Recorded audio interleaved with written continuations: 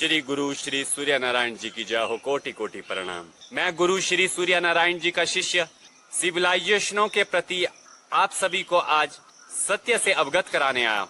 हमें अनेकों सिविलाइजेशनों से ज्ञान प्राप्त हुआ है, जिसके कारण हम आपके आगे ये प्रस्तुति रख रहे हैं। हमारे भूखंड में 84 लाख प्रकार की योनियों का जिक्र है।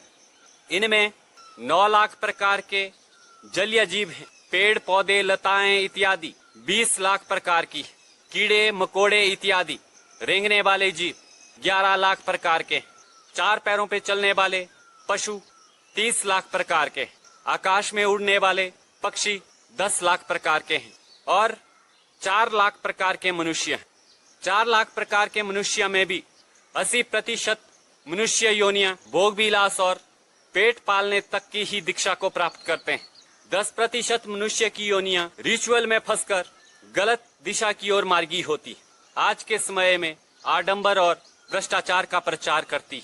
आखिरी बची हुई 10% योनियां ही सत्य सनातन के मार्ग पे चलकर सत्य सिविलाइजेशन से संपर्क साध लेती और अपने को आत्मज्ञान और आध्यात्मिक ज्ञान से उन्नत बनाती। वो उन्नत समाज सिविलाइजेशनों से संपर्क साधता है। अंतिम के 10% में ऋषि मुनि साधु संत तपस्वी साधक इत्यादि शामिल हैं, जो सत्य मार्ग की ओर अग्रसर हैं। मनुष्य की 80% योनियां मध्यम वर्ग में ही रहती है, जो सिर्फ पेट पालने तक सीमित हैं। बस मनुष्य की 4 लाख योनियों में सत्य सनातन का ज्ञान सिर्फ 10% लोगों को प्राप्त होता है।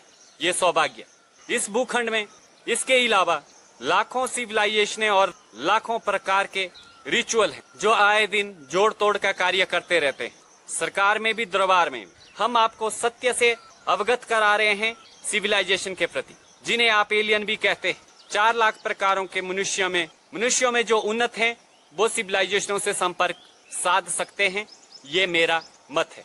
10% लोग सिविलाइजेशनों के साथ अपना संपर्क साध चुके हैं इस भूखंड में, वो ही आपको उन्नत दिखेंगे।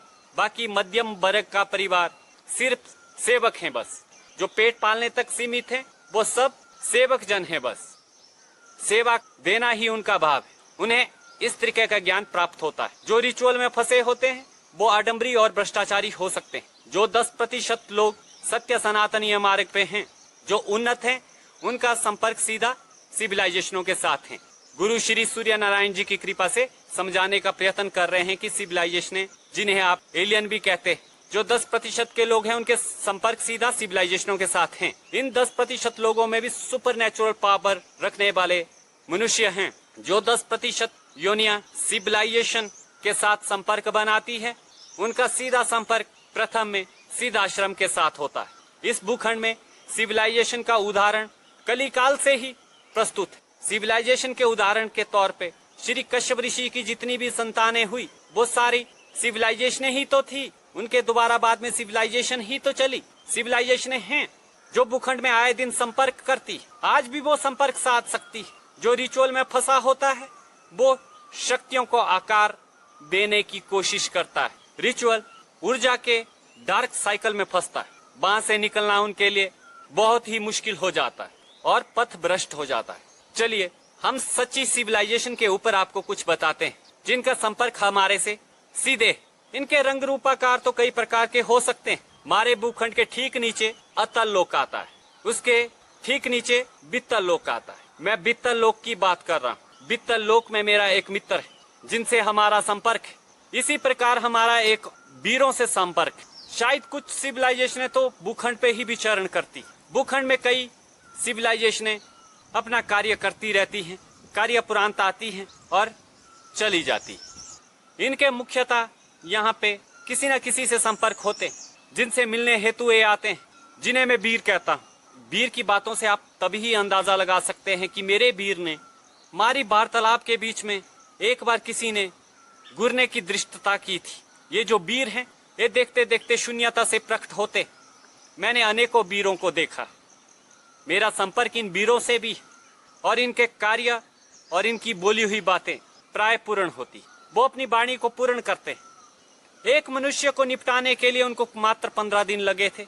एक को निपटाने के लिए, लास्ट के वाले को निपटाने के लिए 2.5 दिन लगे थे। मेरे समक्ष उन्होंने 2 बार किसी का व्यवहार उनको अच्छा नहीं लगा। जिंदगी के किस्से होते हैं। हम अपनी टेलोपैथी से संपर्क कर रहे थे अपने वीर के साथ। अभी ये घटना कुछ ही महीनों पहले की है।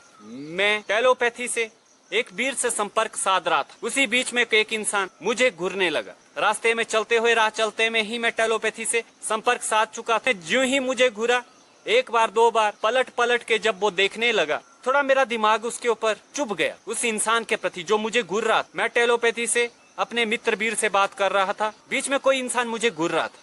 मैं उसे कुछ बोलता ही उससे पहले ही मेरे वीर ने टेलोपैथी से मुझे कहा, इसे छोड़ दे, ये चला गया सोच, इससे विवाद करने का कोई मतलब नहीं। मैं शांत हूँ, मैंने छोड़ दिया। करीब 15 दिन के अंदर वो मृत्यु को प्राप्त हो गए। इतने आधुनिक और इतने उन्नत होते हैं ये, बोली हुई हर बात को पूरा करना, ये सिविलाइजेशन का सबूत है। और ऐसा ही कुछ महीने पहले उसके बाद फिर से कुछ हुआ।